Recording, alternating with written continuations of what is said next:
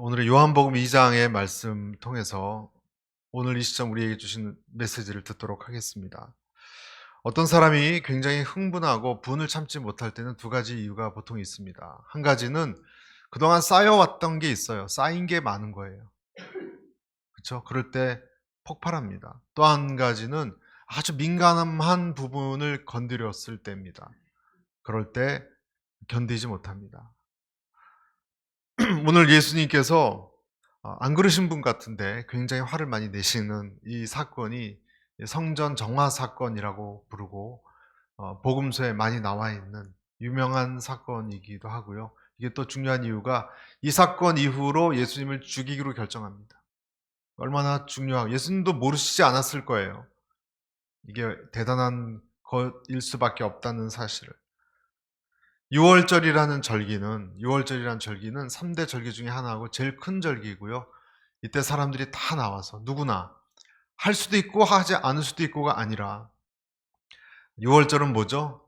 출애굽할 때 어린 양의 피를 발라서 문지방의 좌우에 문설주와 지방에 발라서 화를 면해서 그래서 애굽에서 나올 수 있게 한 그런 것을 기념하는 것이고 그래서 희생 제사를 드리는 거예요. 누구나 가야 되는 것입니다. 주님 저를 받아주십시오. 저희는 죄인들입니다. 애굽에서 풀려나게 해주신 것을 구원하게 해주신 것을 감사드립니다. 하는 그 절기가 6월절이라는 거예요. 그래서 많은 사람들이 요세푸스 같은 학자는 250만 명 정도 되는 사람들이 왔다고 합니다. 얼마나 북새통이었을까 생각해 봐요. 여러분 얼마나 많은 인산인해를 이루고 있었을까. 그런데 그 6월절 행사에 들어가서 사람들은 모두 희생 제사를 드리는 것인데요. 성전에서 희생 제사를 드리는 것은 무슨 의미인가? 하나님, 저는 주님 앞에서 죽었습니다. 비록 이 짐승이 저희를 대신해서 죽지만 저희가 사실 죽은 목숨입니다. 저희를 위해서 죽은 이 짐승을 대신해 죄를 사해 주시고 다시 구원해 주시고 살게 해 주십시오. 이런 예배를 드리는 성전에 다 갔거든요. 방해물이 있었다는 것입니다. 그런데 방해물이 있었다는 거예요. 이렇게 중요한 6월절에 성전의 모든 사람들이 원근 각처에서 온 사람들이 예배를 드리고자 하는데 어떤 방해물이 있었는가? 일단 나이가 19세만 되면 성전세라는 것을 냈어요. 성전세라는 것이 있었어요. 저 예배당 올 때 성전세 저희가 자발적 헌금이지 세금 걷지는 않습니다. 그런데 성전세가 지금으로 치면 한 250불, 250불. 소득이 그렇게 높지 않은 사람들에게 그 돈은 쉬운 돈은 아닙니다. 그리고 그 성전세를 갖고 와서 여기에 있는 셰켈로, 화폐로 바꿔야 했어요. 환전을. 그러니까 달러로 바꿔오는 시기예요. 한국에서 돈을 갖고 왔다 하더라도. 그것이 환전세, 그러니까 그 돈을 바꾸는 세금도 아주 높았어요. 50%까지 됐어요. 50%까지. 그것만 있는 것이 아니라 짐승을 끌고 오면 짐승을 이제 죽여서 제사를 드리지 않습니까? 이렇게 훑어보고 조금만 흠이 있으면 이걸로 제사 못 드린다. 흠이 없는 걸 갖고 오라. 그러면 여러분 몇 날 며칠을 짐승을 양을 끌고 왔는데 어딜 또 집에 갔다 어떻게 옵니까? 그러니까 그 사람들이 파는 짐승을 사야 돼요. 엄청난 폭리를 취했습니다. 그것도. 때로는 알고 보면 자기들이 파는 게 흠이 더 있었어요. 그러니까 다 핑계인 거예요. 그러한 어려운 장애물들이 있었다는 것. 그래서 그 자리를 잡으려고 권리금을 주고 막 싸우기도 하고 내가 좋은 자리를 차지하겠다. 장사진을 쳤습니다. 이방인의 뜰이라는 곳에서 바글바글 했습니다. 그리고 거기서 나온 모든 수익금의 많은 부분은 누가 가져갔습니까? 안나스와 가야바의 돈꾀로 다 들어갔어요.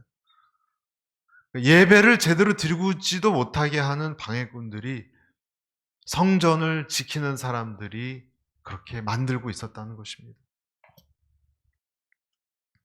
위로와 소망을 얻기 위해서 그 먼 거리에서 몇 주를 걸려서 다가온 짐승을 끌고 온 하나님을 만나기 위해서 온 사람들에게 이런 일을 행하는 것을 보고 예수님이 오늘 드디어 분을 폭발시킨 것입니다. 15절 한번 보실까요? 15, 16절. 예수께서는 노끈으로 채찍을 만들어 양과 소들을 모두 성전 밖으로 내쫓고 돈을 바꿔주던 사람들의 동전을 쏟고 탁자를 엎어버리셨습니다.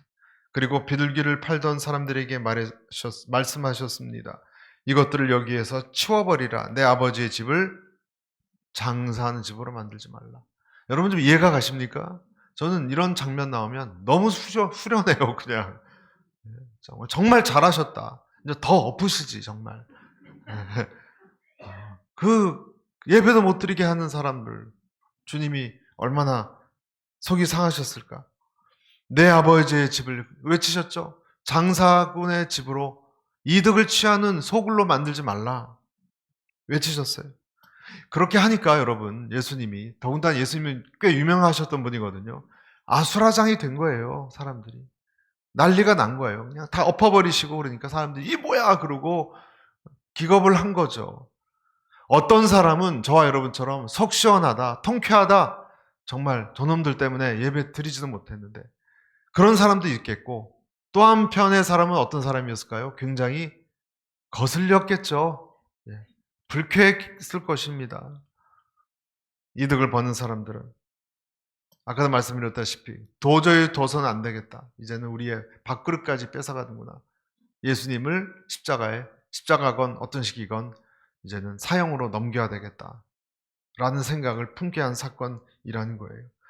그런 것이 어떤 위협이 있고 위험이 있건 상관없이 주님은 성전에 대해서 열정을 가지고 열심을 가지고 깨끗게 하려고 정화시키려고 했다는 것입니다. 여러분 그 주님의 마음이 이해가 가지 않습니까? 하나님을 만나고 싶은데 한쪽 부류 사람들. 그런데 종교 지도자들 때문에 그것이 방해받고 여러 가지로 그냥 그들을 괴롭히고 못 만나게 하고 그것을 바라보는 예수님이 참지 못하신 것입니다. 여러분 이 말씀을 듣고 우리가 오늘 무슨 메시지를 들어야 할지 우리가 생각해 봐야 됩니다. 첫 번째 우리가 생각할 수 있는 떠오르는 것은 뭘까요? 교회는 그 어떤 가난한 심령의 영혼이 하나님을 만나고자 할 때 방해되는 조직이 되어서는 안 되는 거예요. 여러분 믿으십니까? 교회가 무슨 여러 가지 비리가 있잖아요. 어떤 교회들은. 다 그런 건 아닙니다, 여러분. 100개 중에서 1개가 그래도 뉴스는 그것만 나오니까 나머지 99개도 다 그러는 줄 알아요. 그렇진 않아요. 여러분, 훌륭한 분들이 정말 많거든요. 훌륭하지 않은 교회도 있어요. 분쟁이 있고 또 큰 교회일수록 이권이라는 게 있어요, 여러분. 이권이라는 게 있어요. 식사를 어디서 주문하십시오 하면 수만 명을 먹이려면 그 이권이 몇십억 왔다 갔다 하지 않겠습니까? 그러니까 다 거기 욕심이 들어가는 거예요. 교회라도 그런 거예요. 그러니까 타락하기가 쉽죠. 또 누구를 물려준다. 또 자기가 아는 자기한테 잘 보인 사람한테 또 뭘 해준다. 그러면 사람들은 얼마나 상처를 입고 또 하나님은 그렇지 않지만 하나님을 믿는 사람들 때문에 시험 들겠습니까? 그래서 우리가 생각해야 될 것이 교회의 인본주의적인 인간의 목소리가 얼마나 큰가. 혹시 인간의 목소리가 너무 컸기 때문에 사람들이 교회에서 하나님의 소망의 복음을 듣고 좀 나도 변하고 제대로 좀 믿음 생활을 하려고 하는데 걸림돌이 되어서 아유 다시는 안 와야 되겠다. 이런 마음이 들게 했다면 그 사람들이 도적이고 강도 아니겠습니까? 그렇게 만든 사람들이. 교회는 이 부분을 철저히 돌아봐야 할 것입니다. 나는 교회는 목회자건 장로님이건 교회 직분자를 비롯해서 기존에 교회 오래 다녔던 모든 성도들은 나로 인해서 사람들이 하나님과 또 나 자신도 소통을 제대로 하고 있는가? 하나님의 뜻대로 교회가 굴러가고 있는가? 나아가고 있는가? 더 나아가서 나는 집에서 내가 보이는 모습 때문에 자녀들이 다시는 교회 안 간다. 엄마 아빠 보니까 난 교회 못 가겠다. 그러고 있는가? 그러면 그 사람들이 결국 길을 가로막는 것 아니겠습니까? 물론 여러분이 다 아시는 내용이고 우리가 열심히 하려고 한 내용이고 우리도 한계가 있는 인간이기 때문에 쉽지는 않지만 적어도 하나님 영광을 가리지 않는 쪽으로 우리가 돌아봐야 한다는 것을 우리가 메시지를 들을 수 있어요. 아멘. 그렇지만 여러분, 좀 더 깊이 생각해 보면 오늘 말씀은 나의 외부적인 것이 아니라 교회 조직, 기관 그런 문제가 아니라 내 내면에서부터 터져 나오는 어떤 사건일 수도 있어요. 무슨 말이냐? 하나님께서는 내 내면에다가 소리치시는 음성일 수도 있다는 거예요. 내면, 나의 몸 속에. 왜? 내 몸이 뭐예요? 성전이잖아요. 자, 그런 식으로 한번 생각을 바꿔 생각해 보세요. 여러분 몸이 성전이에요, 우리는. 그런데 이 성전이 하나님께 예배하려고 하는 때가 많아요. 문득문득 외롭고 슬프고 또 내 삶이 좀 이상하면 하나님께 내가 올바로 정신 차리고 살아야지 하는 마음 들죠. 그런데 그때마다 그걸 또 방해하는 마음도 생겨요. 게으름, 나태함, 또 어떤 미움, 용서하지 못하는 마음, 또 교회에 대해서 어떤 옛날 상처나 시험 들었던 것들 때문에 하나님께 나가려고 하다가 에이 그만두지 뭐 이런 생각이 또 부딪히는 거예요. 그러니까 내가 성전이기 때문에 예배를 하나님께 드리려고 하다가 내 자신이 가지고 있는 여러 가지 죄악된 것 때문에 다시 좌절되는 경우가 있다는 거예요. 그 중에는 기도가 응답받지 않았기 때문에 다시는 기도 안 한다.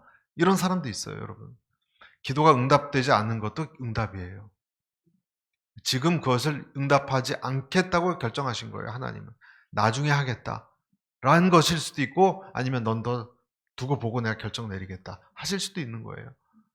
그러니까 그런 것을 다 받아들이고 다시 나가야 되는데 이런 것이 다 어떤 핑계가 되어서 하나님께 나가지 않겠다. 그러면 뭡니까? 내가 내 자신을 성전에 나가는 것을 막는 거예요. 무슨 말씀인지 아시겠죠? 그러니 예수님께서 그런 사람에게도 강도의 소굴, 기도하는 집이다, 내 몸은. 강도 소굴로 만들지 말라라고 말씀을 하시는 겁니다. 하나님, 내가 주님 앞에서 죽은 죄인입니다. 십자가의 능력으로 다시 살 수 있도록 도와주시옵소서. 여러분, 교회 나가서 어떤 분위기, 음악, 기분 좋은 말씀, 그것이 중요한 게 아니고요. 그런 거는 없어도 괜찮아요, 여러분. 교회 시스템이 훌륭하고, 음향이 어떻고, 말씀이 은혜로, 그런 것은 부수적인 거예요. 옛날에는 우리 방석 깔고 추운 마룻바닥에서 예배 드렸지 않습니까?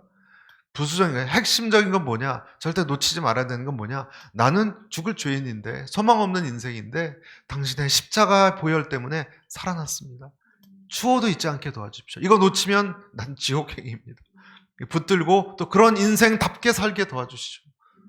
이 생각을 새록새록 매주마다 한다면 그 사람은 10시간 앉아있건 1시간 참된 예배를 드리건 시간이 중요한 것이 아니라 핵심을 붙잡은 거예요.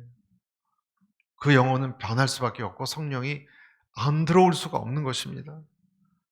그래서 우리는 생각해야 되는 거예요. 나는 과연 어디에 관심이 있는가? 나는 무엇에 관심이 있는가?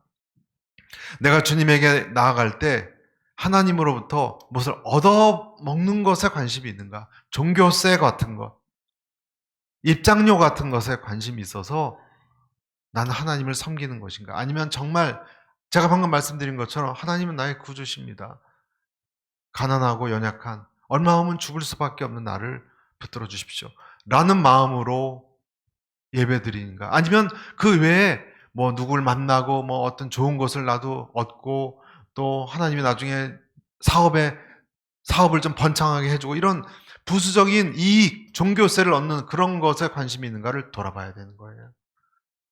만약에 두 번째 관심이 있다면 주님이 소리치시는 소리를 우리가 들을 수 있는 거예요. 저는 참 한 가지 참 이상하게 생각하는 것이 왜 이 당시에 대제사장이나 유대 지도자들은 공부 많이 한 사람들 아니에요? 성경도 많이 알고 하나님의 뜻을 누구보다 많이 알고 있는 사람들 아니에요? 그런데 왜 이 사람들은 방해자들이 되었을까? 예배를 방해하는 사람들이 됐을까 하는 거예요. 참 이상하지 않습니까? 여러분, 교회도 마찬가지예요. 또는 어느 기독교 집단이건 그 사람은 왜 사람들을 시험 들게 하는 사람이 되었을까? 하나님을 믿는다고 하면서. 이유는 간단하죠. 이유가 뭘까요, 여러분? 왜 종교적으로 많이 알고 그런 사람들이, 높은 사람들이 시험을 주는 사람이 되었을까? 이유는 둘 다 가지려고 그런 거예요. 둘 다. 둘 다. 하나님도 갖고 또 이득도 얻고 권세 그런 거 있잖아요. 권세 또는 물질적 이득도 속합니다. 또 명예 그런 것을 얻을 수 있잖아요. 여기 오늘 대제사장 같은 사람들처럼 잘 헷갈려서 구분은 안 됩니다. 저 사람이 정말 하나님을 섬기는 건지 그것이 탐욕 때문에 저러는 거지. 여러분 잘 헷갈려요. 그렇죠? 높은 종교적인 무슨 총회장이나 이런 자리에 올라가는 사람도 마찬가지예요. 정말 하나님 때문에 저러는 건지 아니면 모든 사람들이 그걸 추앙하고 손뼉치고 우러러보니까 대통령 되는 것도 마찬가지죠. 정말 나라를 위해서 그렇게 하는 건지 아니면 자기가 사람들에게 존경받고 대통령 의수되고 싶어서 그런 건지 우리는 잘 분간할 수 없어요.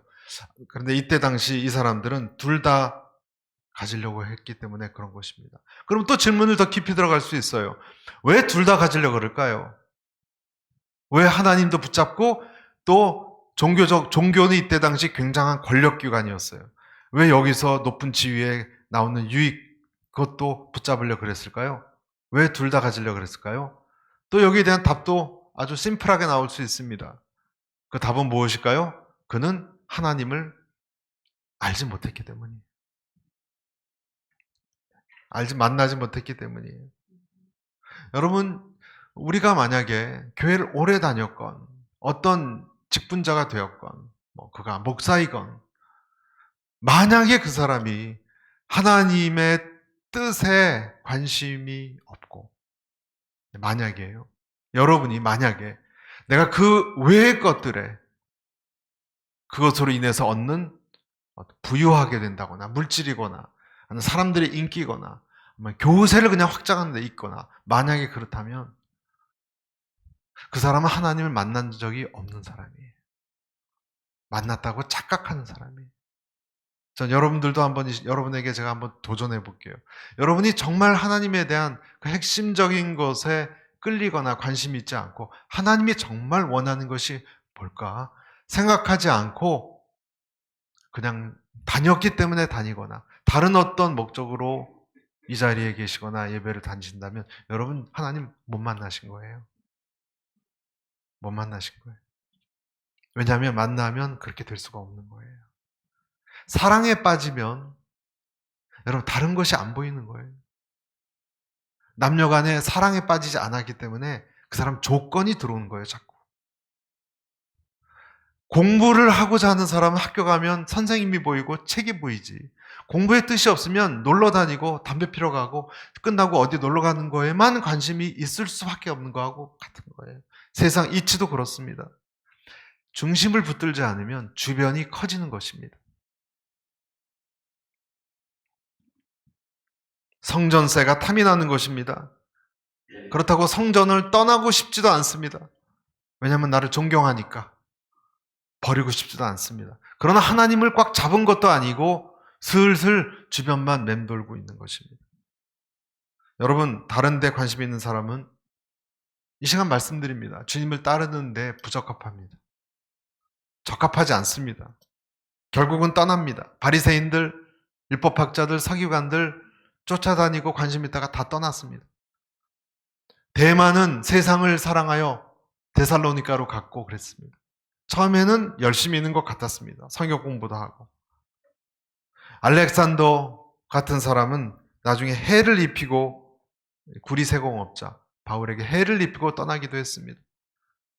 다 잘했어요. 그러나 어느 순간 자기 이익이 걸릴 때는 하나님 쪽을 포기합니다. 가룟 유다가 대표적인 케이스죠. 두 가지 길이 있었어요. 어느 것이 진리인지도 얼핏 알았어요. 그러나 그는 진정으로 하나님을 주인으로 모시지 않았기 때문에 자기 길을 갔습니다. 주님은 그러한 자기 식도로의 지도자들을 강도라고 표현하는 것입니다. 그런데 저는 오늘 그런 지도자들 뿐만 아니라 우리가 한 가지 더 생각할 점이 있어요. 그것은 뭐냐면 우리가 하나님에게 나아가는 것을 방해하는 인생 그런 인생도 있지만 그건 한편이에요. 그러나 그런 어떤 방해 또는 작은 걸림돌 때문에 하나님께 나아가는 것을 쉽게 포기하는 사람들도 있다는 거예요. 강도의 구렬이 되었을지언정 끝까지 주님께 예배하고자 한다면 예배할 수 있습니다. 코로나고 뭐 비대면이고 예배가 드려지지 않아요. 그래서 예배는 못 드리겠어요. 아니요. 저는 그렇게 얘기해요. 그분은 하나님 모르는 사람이에요. 하나님을 안다면 수신이 인터넷도 잘 안 되어도 혼자 박수치며 혼자 예배 드릴 수도 있어요. 성경책 펴놓고. 환경이 중요한 것이 아니에요. 요한계시록에 나오는 서머나 교회, 빌라델비아 교회가 있었어요. 많은 7교회 중에서 이 2교회는 이렇게 얘기합니다. 네가 적은 능력을 가지고도 내 말을 지키며 내 이름을 배반치 아니하였도다. 귀 있는 자는 성령이 교회들에게 하시는 말씀을 들을지어다. 계시록 3장에 나와요. 그러니까 성령이 하시는 말씀을 듣는 귀는요, 살아있어요. 뭐 춥고 떨리고 뭐 인터넷이 잘 화질이 안 좋고 그런 것에 흔들리지 않습니다. 성전세가 높건 환전세가 높건 짐승을 다시 안 받는다, 비싼 걸 사라 한들 온 호주머니를 털어서라도 그 사람은 제사를 드리고자 할 것입니다. 여러분, 하나님을 향한 여러분의 발걸음을 멈추지 마십시오. 나머지는 다 핑계입니다.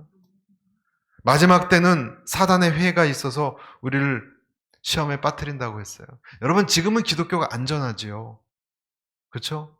지금은 안전해요. 그러나 아십니까? 이제는 문명 세계 속에서도 기독교 핍박이 들어옵니다. 이상한 사람들이라고 생각하기 시작합니다. 특히 차별금지법을 찬성하는 사람들이 있거나 아니면은 성적으로 왜곡된 사람들은 기독교인들을 어떻게든 넘어뜨리고 죽이려고 합니다. 그런 세력들이 커지는 시대입니다. 또 이렇게도 말씀드렸습니다. 여러분, 교회가 더 타락한 모습을 보일 수도 있어요. 여러분이 어느 날 어느 교회 갔는데 목사님부터 시작해서 교회가, 만약에 여러분 그곳에 교회가 별로 없는 지역이에요.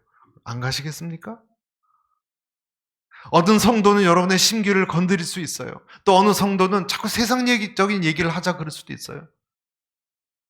술자석에 여러분을 자꾸 데려가려고 그럴 수도 있어요. 타락시키려고 그럴 수도 있어요. 그렇다고 예배 자체, 그 모임 자체를 거부하시겠습니까? 예배를 드리고자 하는 사람은 오히려 그런 것을 바꾸려고 해야 되지 않겠습니까?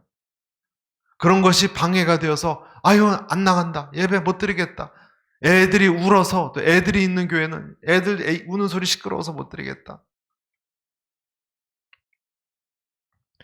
그것만이 장애물이 아닙니다.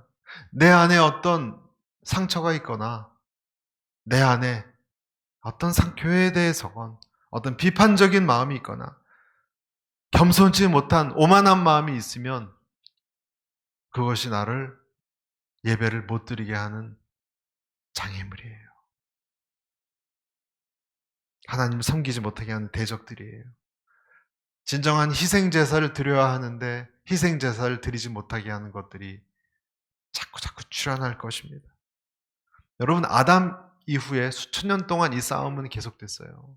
아시죠? 예배를 드리고자 하는데 못 드리게 가로막는 것. 인류의 역사와 함께 했어요. 여러분, 어느 편에 서시겠습니까? 성경에 보면 때가 이르면, 요한복음 16장 2절, 때가 이르면 무릇 너희를 죽이는 자가 생각하기를 이것이 하나님을 섬기는 일이라 하리라. 이럴 때가 안 온다고 보장할 수 있습니까?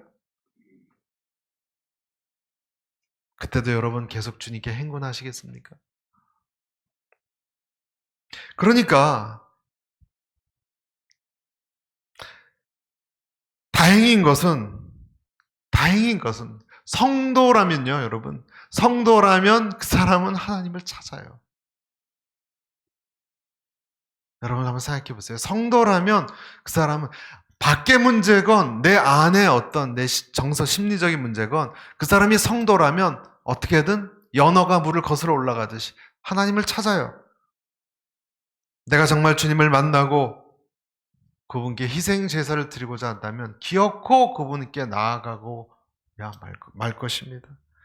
그때는 그걸 방해하는 세력들에게 분을 터뜨리시고 화를 내시고 좌판을 뒤집어 엎으시는 주님을 보면 오늘 우리가 했듯이 똑같이 수련하고 그리고 감사하고 기뻐하고 박수 치게 될 것입니다. 아, 주님 감사합니다. 그렇습니다. 이 집은 기도하는 집으로 만들었습니다. 내가 주님께 기도하고 예배드릴 수 있게 하심을 감사합니다. 강도의 집이 아니죠. 그렇습니다. 이렇게 느끼는 것이 정상입니다. 내가 내 집에 왔군요. 이렇게 느끼는 것이 정상입니다. 어떤 사람에게는 아까 말씀드렸듯이 거슬려요. 어떤 사람에게는 이것이 예수님이 소리치시는 것이 나를 정화시키기 때문에 좋게 들려요. 아멘. 내가 죄를 졌는데 여러분 내가 봐도 찝찝한데 주님께 나갔어요. 네 죄를 회개하라고 하실 때 그것이 기분 나쁘게 들리거나 아니면 그것이 달게 느껴지는 사람이 두 가지가 있다니까요. 여러분은 어떻게 느끼십니까? 그래, 내가 잘못했지. 주님 야단쳐 주셔서 감사합니다. 라고 느끼신다면 여러분은 주님의 백성이에요. 그러니까 야단 맞아도 기쁜 거예요. 어떤 것은 생명의 향기고 똑같은 냄새는 어떤 것은 죽음의 냄새라고 하지 않았습니까? 어떤 것은 어떤 사람에게는 생명의 향기예요. 어떤 사람에게는 죽음의 냄새예요.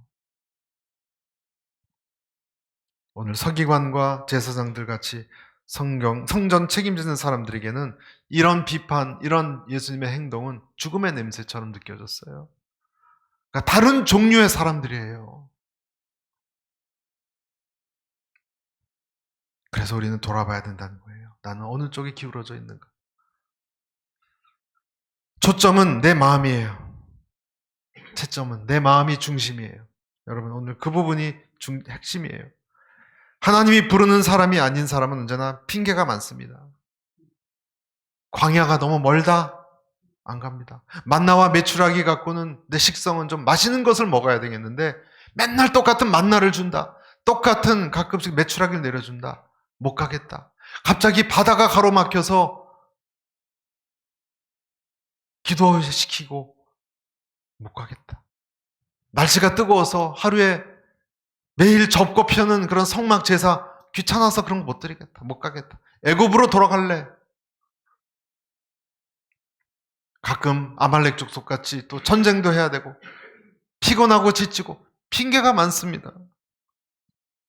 다 이유가 있습니다. 왕의 초청 때 장사하러 가야 된다 그랬고 밭에 일이 있어서 못 온다 그랬고 어떤 사람은 아버지 장례식 때문에 못 온다 그랬습니다. 하지만 남편도 잃고 자식도 잃어도 결국 나오미 같은 여자는 베들레헴으로 돌아왔어요.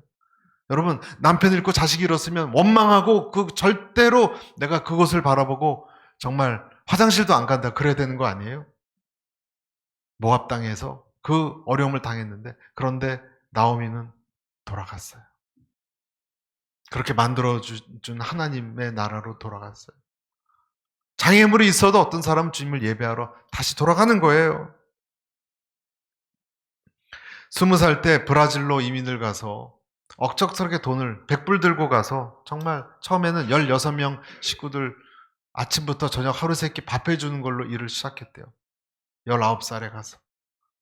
그분 이름이 김송자 클라라 킴이라는 선교사님이 계십니다. 미국에는 올 수가 없었대요. 초청해 준 사람이 없었기 때문에. 브라질에서는 누가 있었나 봐요. 나중에 기술이 아무것도 없으니까 계속 이렇게 식모로 있을 수는 없고 그래서 거짓말을 하고 이 자수를 하는 공장에 들어갔습니다. 자수 노는 거 있죠? 미싱으로. 거기서 한국 사람 손이 아주 빠르고 그러니까 인정을 받고 돈을 벌기 시작했어요. 자기가 회사를 차려서. 아주 부자가 되기 시작했습니다.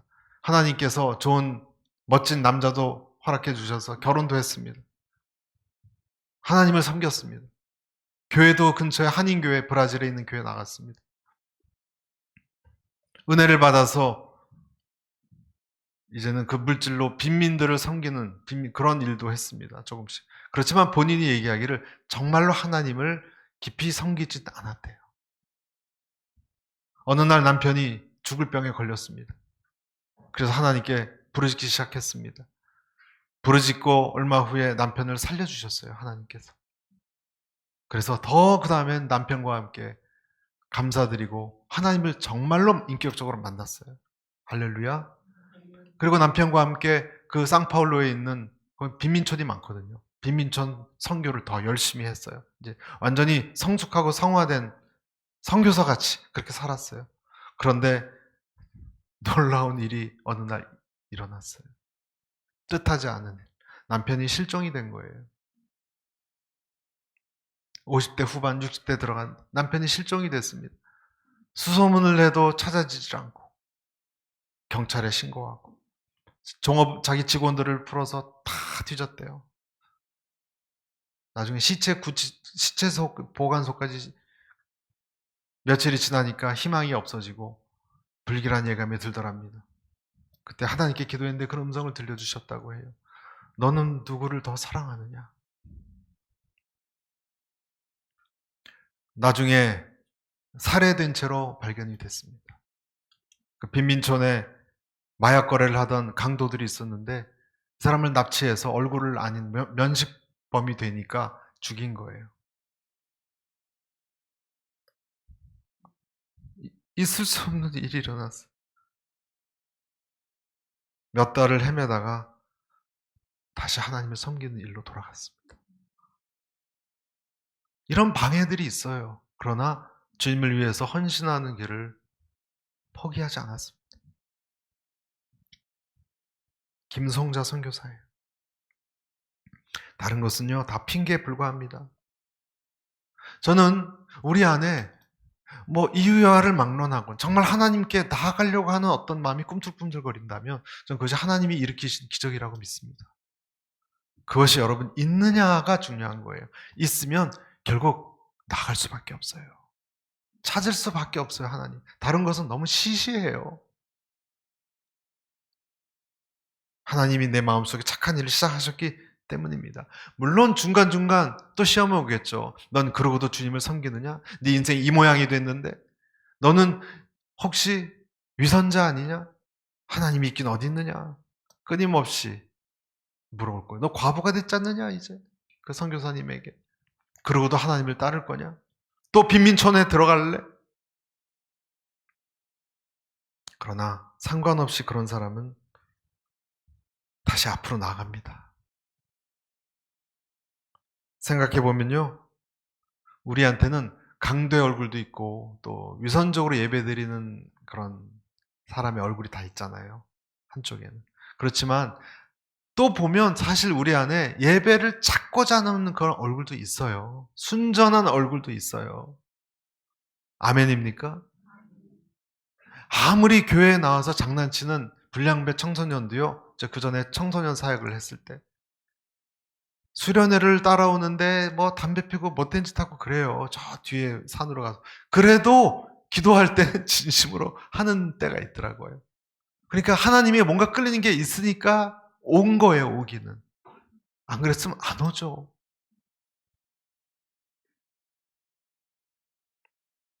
예배자 얼굴이 저에게 있습니다. 여러분 다시 주님을 찾으십시오. 그럼 만날 것입니다. 고린도 후서 11장 23절에 27절. 그들이 그리스도의 일꾼입니까? 내가 정신 나간 사람처럼 말합니다만 나는 그 이상입니다. 나는 수고도 많이 하고 매도 수없이 맞고 감옥살이도 많이 하고 죽을 고비도 여러 번 넘겼습니다. 유대 사람들에게 40에 하나 감한 매를 5번이나 맞았고 3번 채찍으로 맞았고 1번 돌로 맞았고 3번이나 파선을 당했고 밤낮 하루 꼬박을 바다에서 헤맨 적도 있습니다. 나는 수차례에 걸친 여행에서 강의 위험과 강도의 위험과 동족의 위험과 이방 사람의 위험과 도시의 위험과 광야의 위험과 바다의 위험과 거짓 형제 위험을 겪었습니다. 나는 또 수고와 공고와 종종 자지 못한 것과 배고픔과 목마름과 때로 아무 먹을 것도 없는 것과 추위와 헐벗음 가운데 지냈습니다. 누구 얘기입니까? 하나님을 열렬히 따르고 주님을 찾을 수밖에 없는 한 사람의 이야기입니다.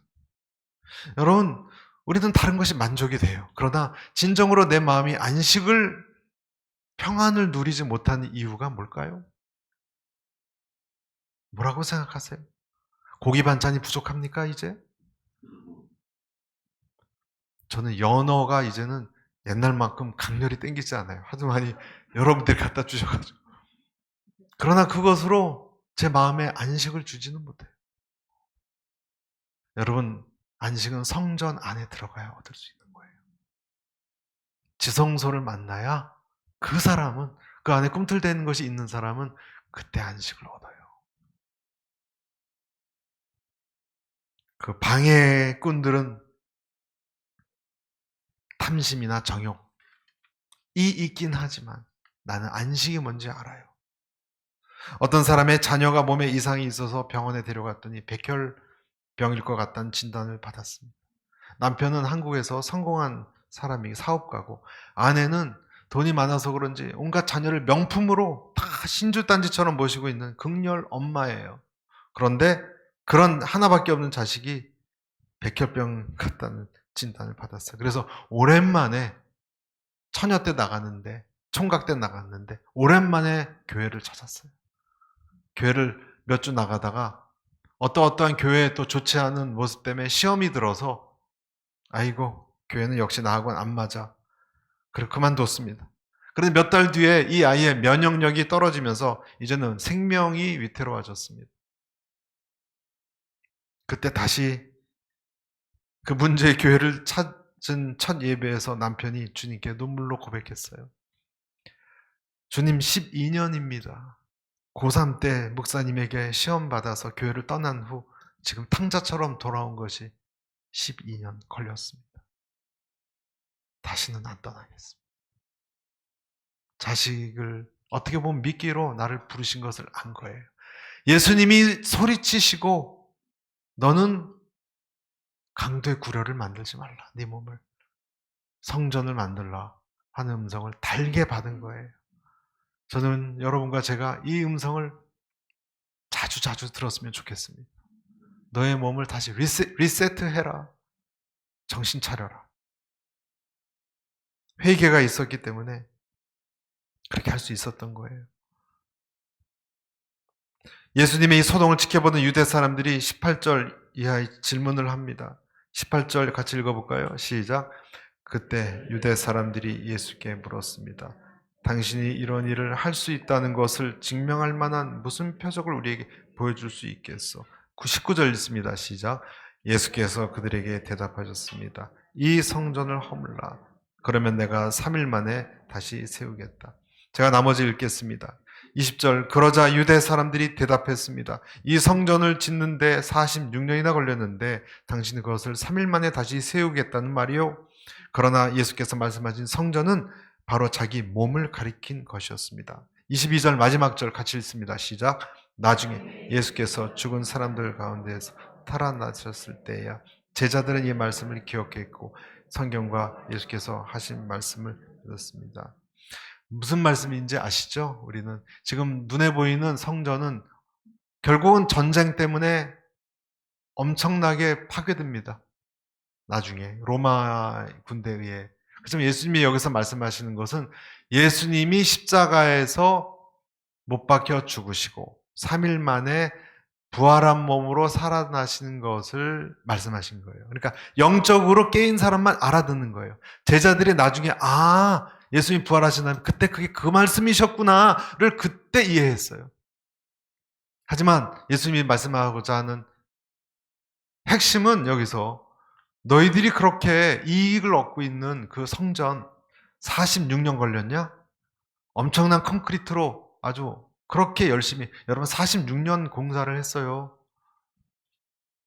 어떤 사람은 공사하다가 저 세상 간 사람도 있을 거고, 아기가 됐으면, 아기 때 태어났으면 46살이 됐어요. 그것이 무너졌습니다. 하루아침에. 로마인들에 의해서. 여러분, 예수님이 말씀하시는 이 마지막 메시지는 좀 무서워요. 무슨 말입니까? 너희가 참된 예배자가 되지 않으면 나는 촛대를 옮기겠다 뜻입니다. 나는 촛대 옮기겠다. 예배를 받지 않겠다. 또 이런 뜻도 됩니다. 나는 너의 외적인 조건을 넘어뜨리겠다. 무너져서 오히려 하나님을 참 영원히 살아나는 쪽을 주님은 너를 사랑하니까 난 너한테 그렇게 할 수도 있어. 네가 자랑하는 것 다 무너질 수 있어. 여러분 무슨 말이에요? 옮기겠다. 하나님의 성령이 없는 교회 미국에도 있고 한국에도 있고 이름 높이려고 하고 권세 자랑하려는 교회들 여러분 있을 수 있죠? 유명한 교회일 수도 있어요. 유명한 교회. 그러나 주님은 뭐라고 얘기하세요? 다 필요 없다. 다 무너뜨리겠다. 촛대 옮기겠다. 여러분 촛대가 없는 교회는 무슨 소용이 있습니까? 불이 켜져 있지 않는 아궁이는 무슨 의미가 있습니까? 불이 있어야 아궁이죠. 교회에 하나님의 영이 살아있지 않다면, 정결하지 않다면 나는 그것을 버리고 십자가에 못 박히고 3일 만에 살아난 나를 따르는 사람들과 공동체를 이루겠다. 말씀을 맺겠습니다. 성전을 정결케 하시는 하나님의 열심을 절대로 소홀히 생각하지 마십시오. 이 음성은 지금도 여러분의 내면에서 쩌렁쩌렁 울리고 있을 겁니다. 정신 차려라. 너의 몸이 누구의 몸인지 기억해라. 함부로 네 몸을 관리하지 마라. 너의 정신도 관리해라. 여러분 365일 24시간 하나님만 바라보라는 뜻이 절대로 아니에요. 그것은 종교 중독이에요. 그것은 그 뜻이 아니에요. 너의 중심의 주인이 누구냐? 너의 집을 강도의 구렬로 만들지 마라. 만민이 기도하는 집, 너로 인해서 많은 사람들이 살아나는 중보자의 집이 되도록 하라. 여러분 그 소리가 계속 우리 교회에 여러분에게, 여러분 가정에 울려나고 또 울려나시기를 간절히 축복합니다.